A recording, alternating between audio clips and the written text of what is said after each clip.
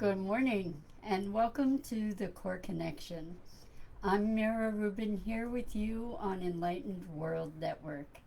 And this morning I'm going to actually be reading an excerpt from some channeled writings that I did a while ago that I think are pretty relevant for this moment in our history. But in the meantime, or before we do that, let's just take a minute to get present and uh, we'll settle in for a second here. So let's take a deep breath in through your nose. Hold it and imagine all that wonderful oxygen flowing through your bloodstream into your lungs and out back into all of your body. And as you exhale, exhale any tension in your neck, in your shoulders, in your back. And let's take another deep breath in through your nose.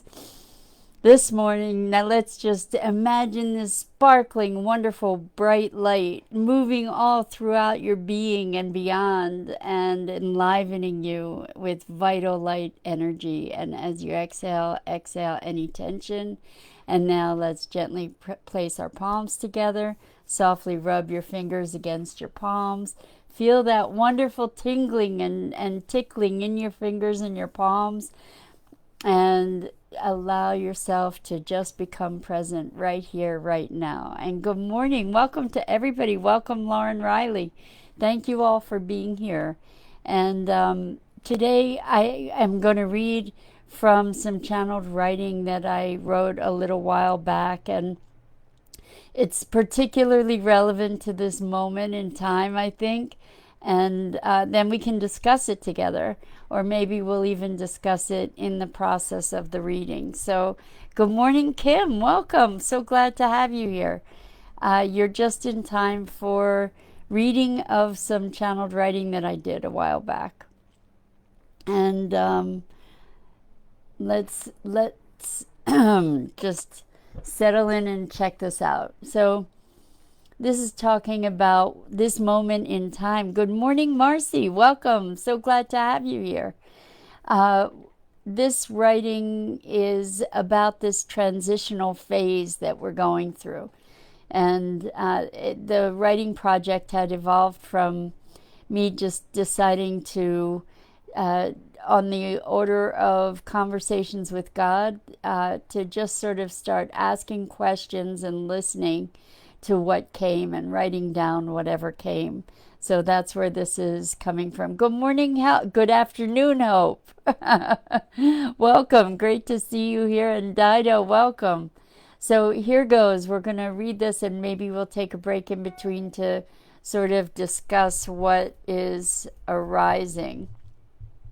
So I just want to turn off my email here so we don't get disturbed. And here we go. The portals are opening, and the players in a grand system are taking their places to embark on a grand restructuring of existing systems and paradigms.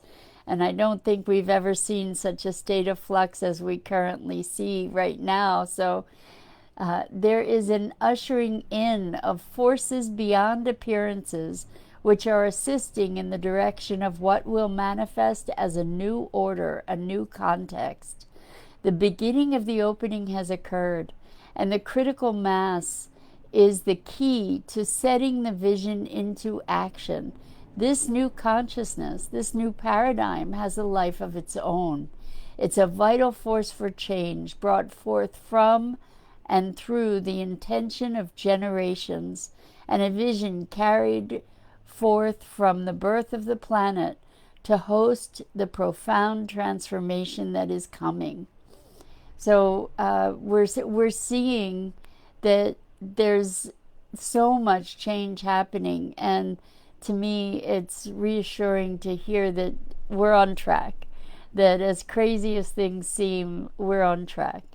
The convergence of intention made manifest through the centuries with the resident masters of the planet will achieve the energetic elevation required to shift the destiny of the planet to the vision of the garden which has always been the intended expression. So there are better times coming, is what it seems to be saying to me. The magic of old, the transit through the gate, the reclamations of awareness is proceeding according to plan. And then my question was, why the desperation of the current circumstances? And that certainly applies to this moment in time, right? The extremes of the present state of the earth are the necessary call to consciousness. The call is a call to action, to reclaim responsibility, to take ownership of the possibilities that you are and are called now to express without restraint. Through an act of heroism, humanity has the opportunity to rise to the fullness of the original intention, to consciously and deliberately generate a level of vibration that penetrates the matrix of material existence as it now appears, and to enter the next evolutionary phase of connection to Source. So maybe we should check that one out again. Through an act of heroism, humanity has the opportunity to rise to the fullness of the original intention. And that intention is to consciously and deliberately generate a level of vibration that penetrates the matrix of material existence as it now appears, and to enter the next evolutionary phase of connection to Source. So to go beyond the material, to create a massive transformation. So then it goes on to say, the grand experiment, and here comes the key, the grand experiment has always been to make manifest the oneness of consciousness, to blend consciousness into form as a reflection and expression of the divine. In other words, to be a manifest presence of the divine. Holding the consciousness of the divine in manifest form, a form that could sustain itself in order to morph and evolve into the next divine consciousness. So this is pretty cool because it's talking. Hi, Gail, welcome. So glad to have you here with us.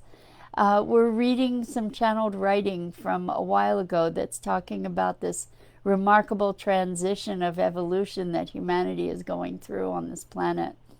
So, holding the consciousness of the divine in manifest form, a form that could sustain itself in order to morph and evolve into the next divine consciousness. So, what this is saying, as far as I can discern, is that our objective is to become a manifest expression of the divine so that we can evolve the divine to the next level of its awareness.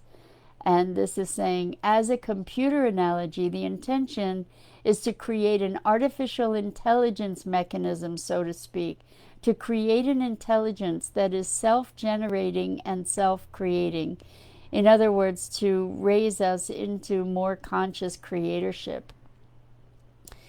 Although the languaging of your current consciousness verbalizes such concepts, there's only the faintest inkling of the degree to which this language is representative of the truth.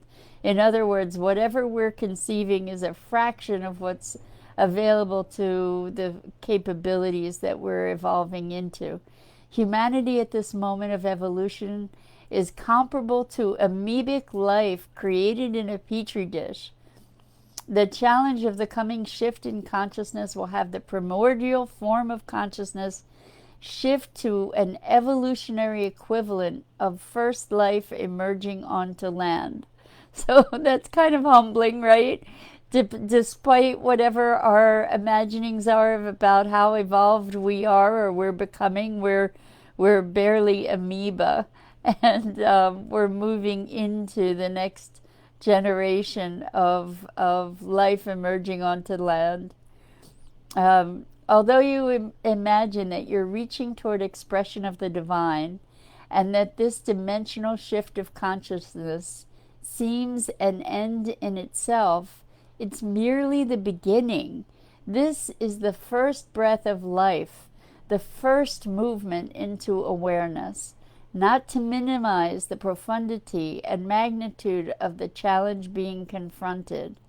This is a test of sustainability. It's a mouthful, yes? I'm really, really, really curious to know what you all are thinking of this. So, what are your impressions? You know, we think that we are so evolved and awake, and we're moving into waking up even more completely. And what a perspective to imagine that our awakening is just the very, very, very, very beginning of what's possible. So, what do you think about this? And even more than that, I'm wondering if any of you have experimented with channeled writing or intuitive writing, we can even call it. I don't know what this writing was channeling per se, but what I did was I just sat and I would ask questions and I would be quiet and listen and write what came, even though it didn't make sense, even though I had a running commentary about it. And I would write it, and often found that there was great eloquence and and wisdom in what came through. I'm curious about your opinions about what you just heard and where you feel like we might be in this evolutionary process.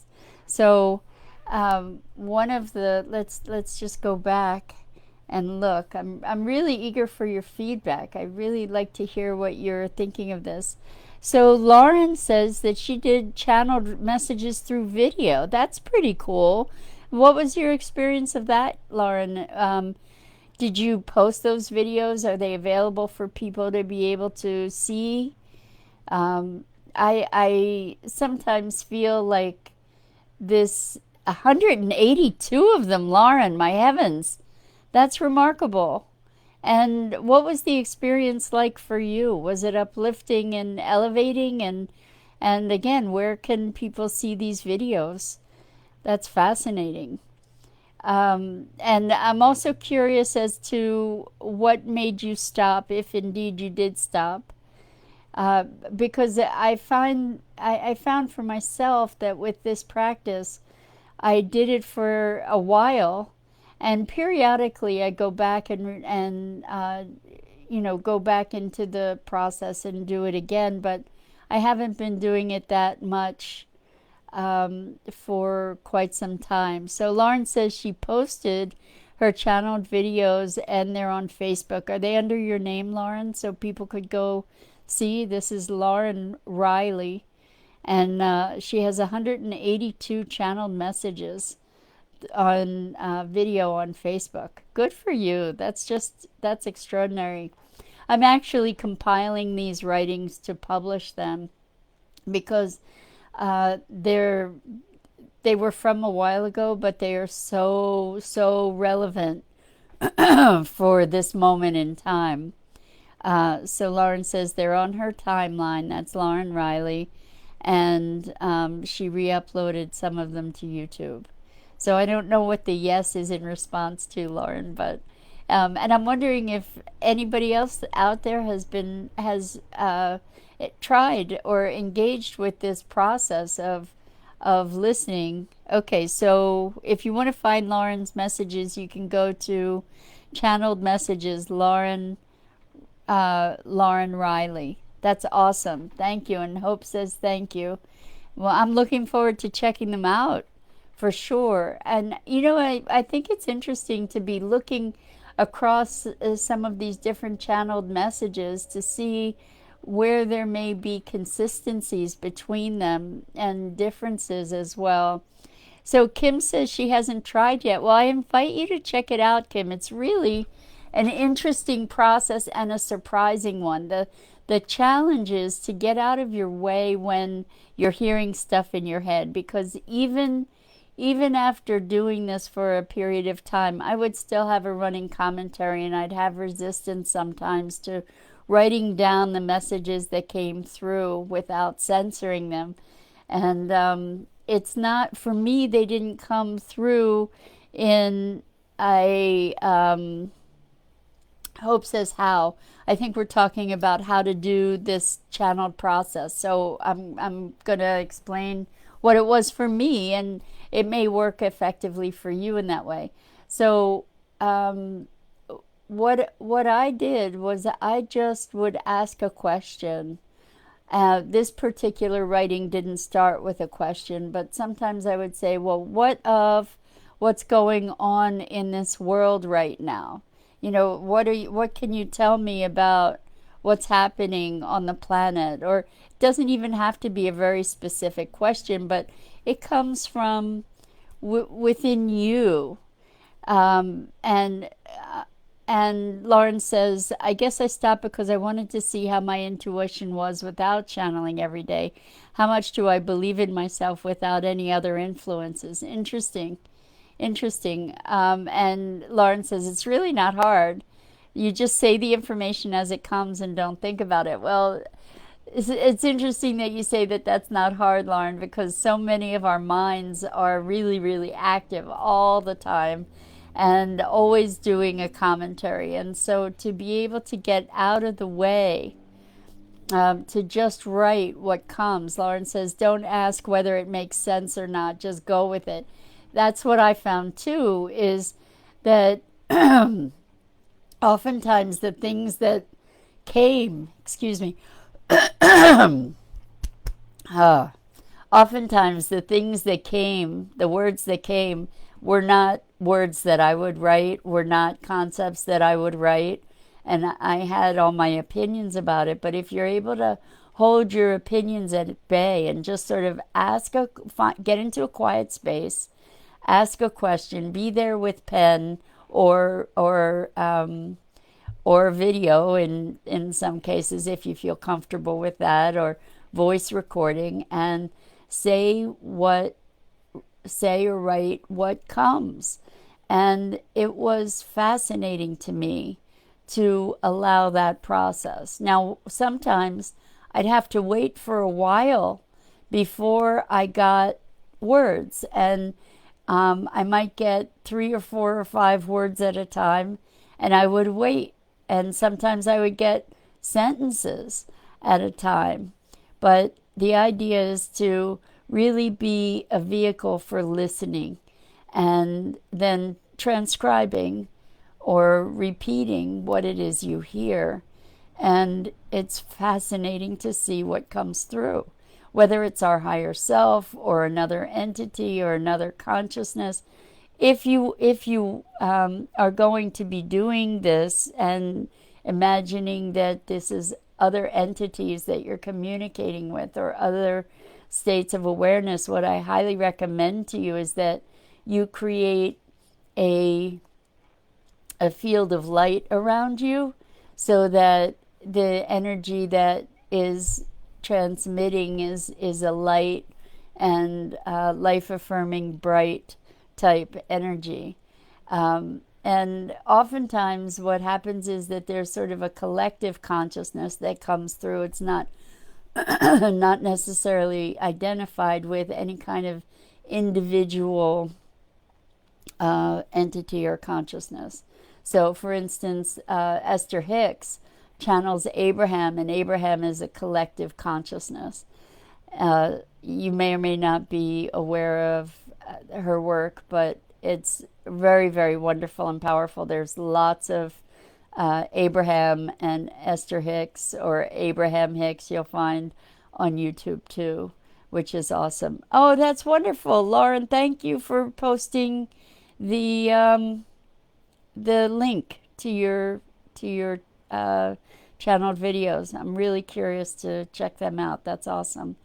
And so I'm hoping that this has inspired you, Kim, and anybody else. Maybe this has inspired you to really just sort of check in and try this out. You know, if you have guides, you might want to invite your guides to be there for you. If you just want to surround yourself with light and love, you can do that too. And then just try it out and listen. It's whatever it is that we have the capacity to tap into, there's great wisdom there. And even if it is our own other than conscious awareness, and I say other than conscious rather than unconscious, because unconscious seems diminutive to me. It seems like it sort of minimizes the importance and awareness of whatever this rich capacity is for knowledge, understanding, perception, wisdom, etc. So we do have the capacity to tap into the greater collective awareness even. And there's so much richness there. So how about, what was your response to this writing? What do you think when we're talking here about, through an act of heroism, humanity has the opportunity to rise to the fullness of the original intention to consciously and deliberately generate a level of vibration that penetrates the matrix of material existence as it now appears, and enter the next evolutionary phase of connection to source. So what the heck is that talking about? So Hope says she loves Abraham Hicks and will try the channeling. Yeah, just check in and it's be quiet and listen. You'll be surprised. I'd love to hear you hear your results. Share it going forward. But let's look at this quote here from this. Through an act of heroism. So what kind of act of heroism is that? As we're embroiled in these very turbulent and disruptive times of change. Change is disruptive no matter what. So we're in this moment, this transitional phase that we're faced with so many things going on, with COVID, with social awareness, with our environmental challenges, all these things that are calling humanity to really wake up. Humanity has the opportunity to rise to the fullness of the original intention to consciously and deliberately generate a level of vibration that penetrates the matrix of material existence and enter a new evolutionary phase. So what's it talking about? Oh, Lauren's offering to help folks out with practicing the channeling, which is really cool. That's wonderful, Lauren. Thank you for that. So what is it talking about with generating a level of vibration? And I think those of us who are spiritually oriented and checking out the stuff here and engaged with Enlightened World Network, what we're looking to do is to create a deeper experience and presence of love, of peace, of mindfulness, of awareness, of awakening, and all of that way of being, all of that beingness is created through frequency. And so as we raise our frequency, as we raise our awareness and our consciousness, we are raising the vibration on the planet. We are raising the frequency on the planet, and as we do that, it raises the consciousness of others that are on the planet.